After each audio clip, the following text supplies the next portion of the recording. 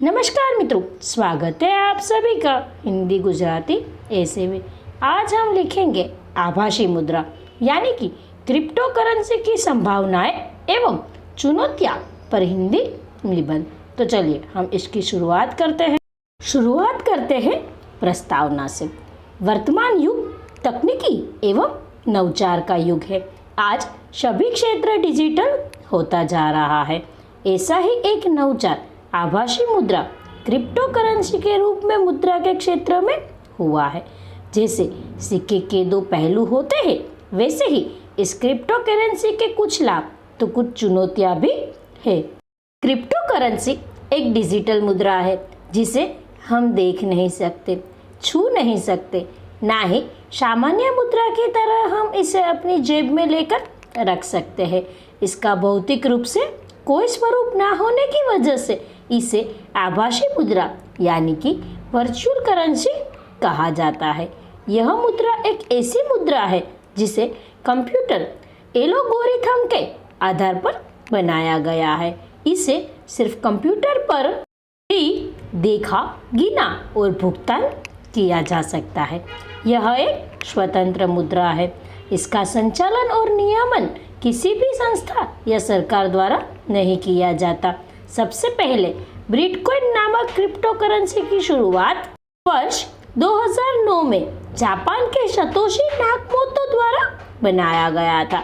अभी पूरे विश्व में 1500 से भी ज्यादा क्रिप्टो करेंसी बाजार में उपलब्ध है। अब देखते हैं आभासी मुद्रा की लोकप्रियता के कारण। यह निजता बनाए रखने में सहायक है।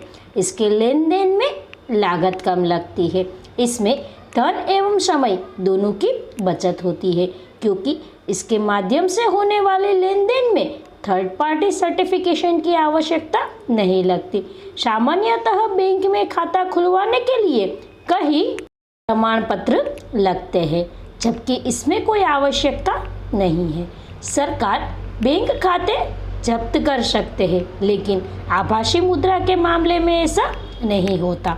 अब देखते हैं आभासी मुद्रा की संभावना।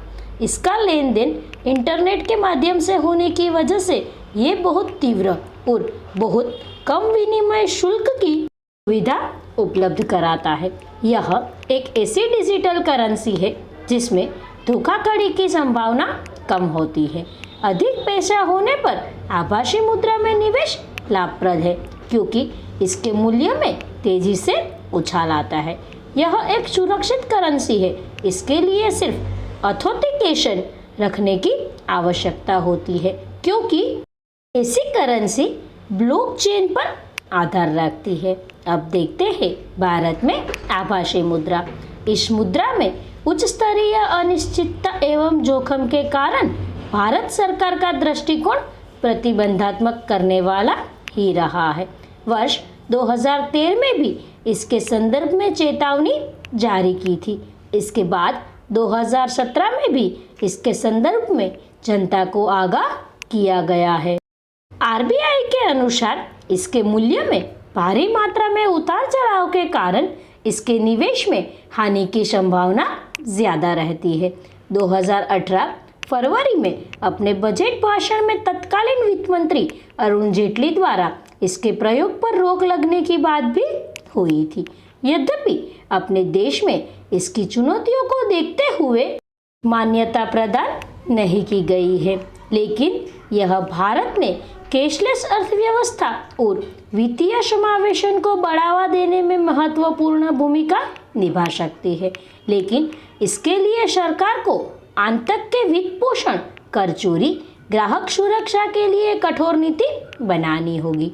अब देखते हैं आभासी मुद्रा की चुनौतियां। इसकी सबसे बड़ी चुनौती यह है कि इसका कोई भौतिक अस्तित्व नहीं है, क्योंकि इसका मुद्रण नहीं किया जा सकता। ना ही इसका कोई बैंक में अकाउंट खुल सकता है, ना ही कोई लिखित दस्तावेज मिल सकते हैं। इसका प्रयोग अवैध कार्य के लिए किया जाता है। इस मुद्रा को नियंत्रण करने के लिए कोई संस्था नहीं है। इसमें कभी भारी उछाल तो कभी भारी गिरावट का खतरा हमेशा बना रहता है। कई राष्ट्र, कंपनियां और वेबसाइट इसे बतौर करेंसी मंजूर नहीं करते। इस आभासी मुद्रा में विनिमय के रिफंड का कोई प्रावधान नहीं है। अगर इसका डिजिटल वॉलेट खो जाए तो पूरा धन डूब जाता है। इसके प्रत्येक लेनदेन में 237 किलोवाट बिजली की खपत होती है और इससे लगभग 1 घंटे में 92 किलो कार्बन का उत्सर्जन होता है। इसलिए यह पर्यावरण की दृष्टि से भी प्रतिकूल मुद्रा है। अब देखते हैं निष्कर्ष।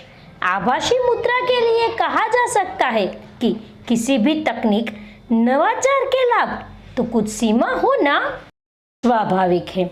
यह एक डिजिटल विकेंद्रीकृत मुद्रा है, इसीलिए इस पर स्थायी प्रतिबंध संभव नहीं है, लेकिन इसको कुछ कानूनी रूप से नियंत्रण कर अपनाया जा सकता है।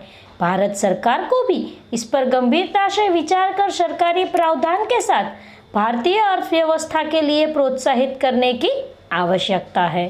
तो मित्रों, इसी के साथ क्रिप्टो करेंसी यानी कि आभासी मुद्रा पर हिंदी निबंध यहाँ पूर्ण होता है। निबंध को अंत तक देखने के लिए आप सबका बहुत बहुत धन्यवाद। अगर आप सभी को ये निबंध लेखन पसंद आया हो तो इसे लाइक करके शेयर करना और चैनल को सब्सक्राइब करना ना भूलें। धन्यवाद।